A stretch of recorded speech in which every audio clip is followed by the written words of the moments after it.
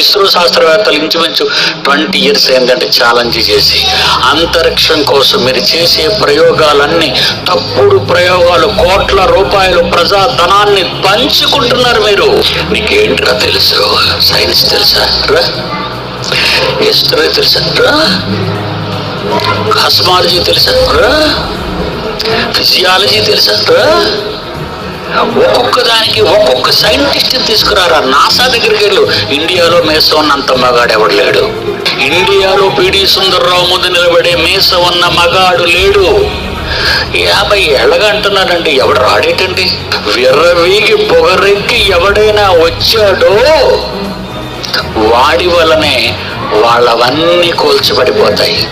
నువ్వు లేవరా పైకి, బైబిల్ ఎత్తరా పైకి. దీని ముందు నిలబడే మనిషి ఉండడు, దీనిని ఎదిరించే మగాడు ఉండడు.